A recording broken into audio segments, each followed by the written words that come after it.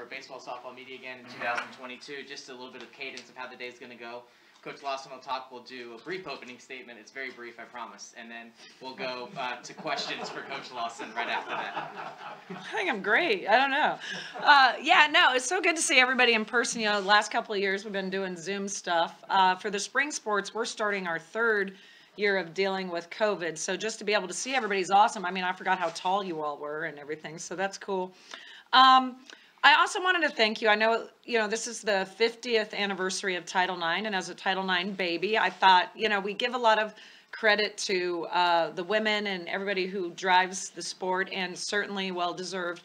But I don't think you all get enough credit for what you guys do. If you guys aren't out there covering us, people don't know about us, don't know who we are, and you wouldn't see the progress that we have. So I wanted to give you guys a shout out because I don't think you get enough of it. And as somebody who, as a player 100 years ago, who played in the World Series and who has now seen the sport grow to where softball is right now, one of the predominant sports in the country, I just think what you guys do for us is incredible, and it hasn't gone unnoticed on me. We open up Thursday night. So excited to get going. We have a great field in Florida. We're playing a ton of Big Ten teams. The teams that aren't in the Big Ten were in the postseason last year. It's just going to be an awesome weekend to really show where we're at, show what kind of team we have.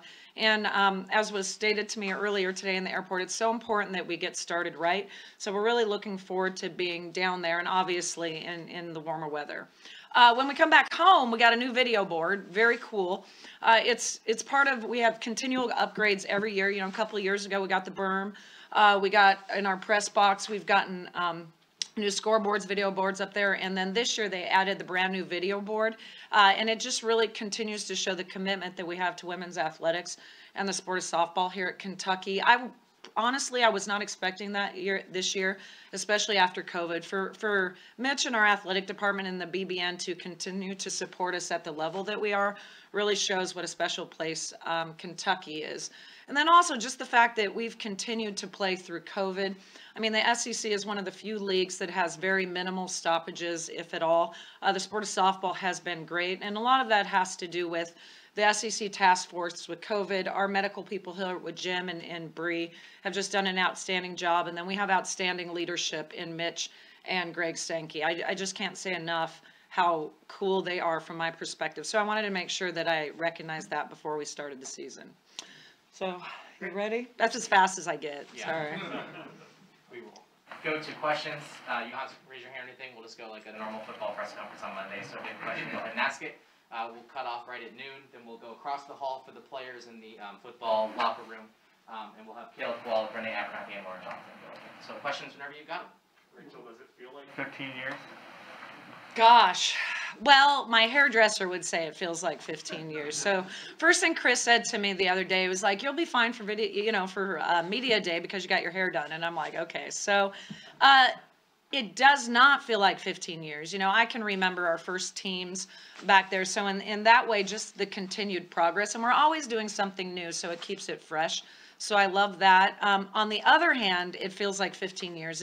If my first media day, I will never forget it. It was, for those of you who remember Guy Ramsey. Guy Ramsey was by himself with his little recorder sitting in the back, and that was it. And he had like predetermined questions he was going to ask me, and then we projected it out there. So that part seems like it's been a long time. But as far as the players and the success and all that, that's been very fresh and very new. Rachel, let's talk about your pitching going into this season. Okay, that is a good question. You know, I like our pitchers. I think that we are very good. We've shown that we are really getting it together the last couple of weeks, which is nice. So important that every pitcher develops their out pitch, and so that's starting to come. You know, it was a little slow at the beginning. They were just trying so hard to be perfect that nothing was moving, nothing, you know, they weren't getting batters out. And when they started to focus on getting batters out, they were free to do that. And the biggest thing for us, and that's the biggest question mark, so we don't have a lot of experience on the mound. Our most experienced pitcher is a transfer from Western Kentucky, in Kennedy. So, you know, Sullivan's obviously a very good pitcher. She is big time under pressure. She's a winner. And I'm looking forward to seeing her in the big blue and seeing what she can do. You know, Miranda Stoddard has had an outstanding January, and she and Tatum Spangler have the most experience for us coming back. You know, Tatum looks really good. She really worked hard in the offseason on her control of her pitches, and being a lefty, she certainly gets a point, and she can really, you know, spin the ball. You know, Miranda's more of a power pitcher and has done a really good job. And then, you know, we have the other pitchers that you haven't heard a lot about. The one who's impressing me the most lately is Stephanie Schoon. Over the last couple of weeks, the ball's just jumping. She's throwing hard. She's hitting 66 on the gun regularly. And when you look at her, she's not a very big person, so that's pretty shocking. You know, Sloan Gaines really done a good job learning to become a power pitcher. She's actually changed her types of pitches and has done an outstanding job with that. And then we have our two freshmen. And it's funny because they are outstanding. And Izzy Harrison, she is a wild card. We don't know where the ball is going, but when it goes hard and it spins a lot. So she is very, very exciting. And then, of course, we have Alexia Lockatenna, who was in the Olympics. She's got a lot of big game experience. She's an outstanding pitcher as well. So we just got to figure out how to put it together as a staff. We have plenty of people, and now that they've developed their out pitches, but we just don't know quite yet how we all fit together. So that's probably going to be the biggest thing we're assessing the first weekend. Rachel, it seems like whenever you got upset in the past, it's always been about defensive errors. I mean, you guys look like you're going to be pretty strong this year. Talk about how the team is going to be defensively. Yeah, you know, it's funny though, when the ball's coming off the bat 75 miles an hour at the distance we're talking, it's really easy to make a lot of errors. And so the thing that we've focused on is just being really quick to the ball. And I have been most impressed. Erin Coughl right now looks outstanding defensively. Of course, everyone knows about what a great bat she has. And last year at this point, we didn't even know who was going to start at shortstop for us. It was, you know, she and Emmy Blaine were battling it out to see who was going to start at shortstop. And on opening day, I was just like, you know what, I'm going with Erin. And she was outstanding that day. But when you're young, you know, when people are running around, you have hit and runs and stuff like that. It's a little bit of a challenge for you in softball because it's such a quick sport. Well, let me tell you, Erin took the challenge. She worked so hard this summer and through the fall, and she looks outstanding right now. So that is going to be big for us because her jump is not measurable. You know, Emmy Blaine is doing a great job at second base for her. She gets great reads. She's probably, I would say, in the infield, she's probably our leader in the infield. Definitely the most vocal, knows what's going on. First base, you'll see a new face. We have two people battling out the positions in Mikko Harrison and Taylor Ebbs. Taylor is, right now, from a freshman perspective, she is so strong. And she knows the game really well. She is an outstanding freshman. She's very mature for her age. So really looking forward to see what she can do. You know, third base is a little bit of a trick right now, because Miranda Stoddard right now seems to be the front runner for third, but, you know, she could see a lot of time on the mound. So, you know, you have a couple of new faces battling it out for third base, one of which is a freshman, Margaret Tobias, who is incredibly quick, also an outstanding middle infielder. And then you have Victoria Fregoso, who is doing a great job over there. So we just got to figure out which one's going to get it done when the lights come on. Looking back at last year's Super, you know, in hindsight now, did you get the sense that your team was kind of had that feeling after the loss, like, hey, that stings, that's going to fuel us this offseason? Do you feel like your team had that spirit of, like, let's get back here, it's going to fuel us this offseason? Oh, for sure. You know, I love our team. Our team's really cool, and they're creative. So you can tell, you know, we went to the post. You know, we were one of the few teams that could actually put as many runs as we did on Montana Fouts. But to play Alabama 7 times with her on the mound is something. You know, they did a good job, but you know, you're never satisfied when you stop. You know, you get to Supers, you want to go to Oklahoma City. That's the goal. That's why you come to Kentucky. And, you know, our off season, people didn't miss a beat. You know, they worked hard through the summer. In the cages, there's always someone there. And then we're even getting more creative. I'm seeing people like invent their own drills, which I think is great. You know, the other day, you know, it was in December. Everybody was home for Christmas break, and here comes LJ. You know, LJ's leaving the cages by herself, hadn't gone home for Christmas yet because she wanted to get her reps in. You know, 2 days ago, I see, and I just kept thinking, man, what a lonely position. I see my catcher, Kayla, leaving the cages. She'd gotten on the black box, I think, and she was just sitting there and she was receiving reps. I mean, she's already an outstanding catcher and she's sitting there receiving reps. And then, of course, Renee is always in the cages doing extra. So I know that I know that they're hungry. I know that they want to go far. I know our offense is very good, and they wanted to continue to keep that going, and they've worked very hard at it. Rachel, you play, I think, 15 games for your home opener, which has kind of become tradition in terms of your scheduling. And you've handled it well, the win-loss record says. Can you describe the value in terms of pulling your team together, the chemistry, which it already seems to be there, but the additional chemistry that you gain by going on the road for an extended period of time? Yeah, teams always talk about team bonding, and I even kid with my teams about this all the time. Well, when you're on a road trip, you're on the bus, you're on the plane, and you have a Coach Heim special because we'll be leaving the airport at 6, which means you got to be up by 3 and traveling there tomorrow. And you're just the ability, you have to stay together. Obviously you have to stay together. You go right from the plane, you go right to practices, you have your hit arounds, you do whatever, you go to eat together as a team. You go back to the hotel, you sleep, you get up in the morning, you have 2 games, and then you go ahead and repeat it.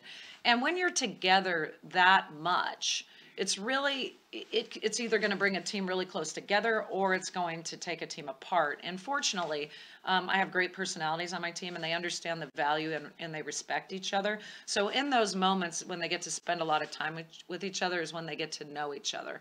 It's also when the upperclassmen get to really get to meet the freshmen. I mean, we've been doing stuff all year, but you really don't get to know anybody until you start playing. So we do a really good job with that. And I just think the fact that you have to do the first 15 games on the road. Listen, with this schedule, you're either going to thrive or you're just going to surrender. And I have a lot of very tough people who understand the value of keeping things going. How much does winning play into that? Oh, it plays everything. I mean, anyone who tells me that they had a really good experience and loses all the time is such a liar. I've never met that person. It just doesn't happen. You have to win. If you're not winning, it's funny, when you're not winning, everything's worse, right? Culture's worse. Coaches don't know what they're doing. Players aren't trying hard. All of that nonsense, and it's all just like a big distraction, and winning cures all that. All of a sudden you're winning and you have a good culture.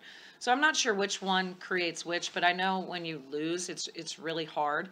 Anybody can be cool when things are going their way. Anyone can be a good person, and anyone can be helpful when everything's going their way. But you really get to see the true character of a person when things aren't going their way. And I've been so fortunate, so lucky. My staff is very cool, not just my coaching staff, but I've had the same, extended staff. I've had the same crew for years now, and my team is always very cool. I mean, we have just the most unbelievable people who play for my team. So you obviously can't learn everything this weekend, right? It's a long season, but what are you most excited to kind of see this weekend and just learn about your group once they actually get on the dirt? We touched on it before. I'm really excited to see how the pitchers are going to do. We've put a lot of pressure on them to perform, and to perform in the off season and to perform this January. And I'm really excited to get them to see other hitters, to get to see how they shine when the lights come on and all that. So I think that's going to be the biggest thing that we're looking at. So after Kayla has a season like she did last year, as a coach, how do you, balance wanting her to do all that again versus not putting too much pressure and have her trying to press her to replicate all that? Well, I want everyone to perform like Kayla, so I yell at everybody. So it's equal opportunity on my team. I think to expect somebody bat 500 through the year with the schedule that we have is unrealistic. Last year, I never tell people are going to be one of the best players in the country. And in the preseason last year, I actually said it in Kayla. And I wasn't wrong. With that said, I didn't imagine she would hit 500. I'm not looking for her to do that. What I like the most about Kayla is I like watching her. So I like watching her at bats. I like watching how her mind works. I mean, just the fan of me loves watching her play softball, whether she gets a hit or not. So the expectation for me is never that she hits 500. My expectation is she just continues to be the same person that she is. And then my hope is always that other people take on her qualities and her characteristics. So she certainly leads us, but we have such a good top of the order, and I think that really helps her as well. The sport has grown so quickly these past couple of years. Where has NIL come into play in terms of how you have to run the team? Have there been a lot of opportunities for the players? Well, we don't really know about the NIL opportunities, so I'm just kind of guessing here. I don't think it's hit the sport of softball as much as it's going to in the future. I don't, being a spring sport with it hitting, and plus, we are so popular on TV, but people who have a lot of money are just starting to understand the value that we have in terms of our TV appearances. I would say for our team, it might be a little bit different because the majority of them are more focused on their career. So take Renee, for example. I mean, she wouldn't have a lot of time to do NIL appearances because how many med school interviews have you had? Yeah, like 4. She's missing. She has interviews. She's trying to be in the Navy. I mean, there's just so many things going on. LJ's in grad school. Kayla probably would like to have a career in NIL, but she's brilliant, so we force her to go to school. I'm just kidding. She actually does an outstanding job in school. But if you look throughout my team, they're so focused on that stuff, there leaves very little time for that. I think in the future that will start to shift. So we haven't seen a lot of it. It has not interrupted softball, but I anticipate it will change in the future, and I hope it changes in the future for people who want that opportunity. You talked last year about that you thought Renee was a player that could really make a big jump forward for you. Who's that player or two this year that you think could jump in there and do something like what she did last year? Okay. I would say right now the person who is unexpected that is doing the best offensively for us that I've been really pleased with is Emmy Blaine. She has made a tremendous jump in what she's done offensively. Miranda Stoddard has also made a very big jump in the lineup, which is great because we have a lot of proven left-handed hitters and we need to get more proven right-handed hitters. And so I've been very pleased with them. I think Emmy Blaine really has the opportunity to shoot up if she can work her process and she can stay in the moment and keep her rhythm, do everything that she's been doing. I think she's going to be very good. So essentially she's just taking her defensive game into the box, the mindset and the mentality, and she's done outstanding. Rachel, you could have a super regional team and still finish 4th or 5th in the SEC, as good as that league is. Is that frustrating? Well, no, it's not frustrating. I mean, we want to win the SEC and we want to be national champions, so that's what drives us, and that's what keeps us practicing hard, and that's what keeps us going. And you never have an easy day. I always play the would you rather game with my team. Would you rather this or that? Would I rather play in another league and win it all the time versus playing the SEC and get to see the amazing stadiums, the outstanding players we play and play at the highest level? I would much rather play in the SEC and play at that level than be in another league that we would probably dominate. So I don't really think of it that way. I love the fact that our players can watch other outstanding players on other teams and they can bring that to their own game. I love the SEC. There's no place that I think a player should rather be. I love the coaching in the SEC. The players are outstanding. The financial support in the SEC, the fan bases. There is nothing better than the SEC. Time for one more. You mentioned the new video board, just the growing excitement with this program. How excited, obviously it's a few weeks away, but how excited are you to have this community see this team and, as we're moving on from COVID, trying to hopefully get full stadiums and all that, just how exciting is that prospect of this spring for you? Oh, I love the BBN. It's so cool. So when we have a game, and so our stadium not being very large because of the sport of softball, everybody's really close to the field. And even in the berm, you know exactly who's out there. You can see everybody. We have a very faithful fan bases out there. And I can see literally everybody who's sitting in the bowl. And you've gotten to know them over the years. And it's really exciting to see them come in for the first time and they get their first look at the team and they just get so amped up. And I think that's one of the reasons we are so successful when we host regionals here is because the fan base is just so cool. And as much as I love going to the warm weather, I'm looking more forward to when the weather changes and then we're back here in Kentucky with our people. Thank you very much. That does it for this portion. We'll now go to the team room with the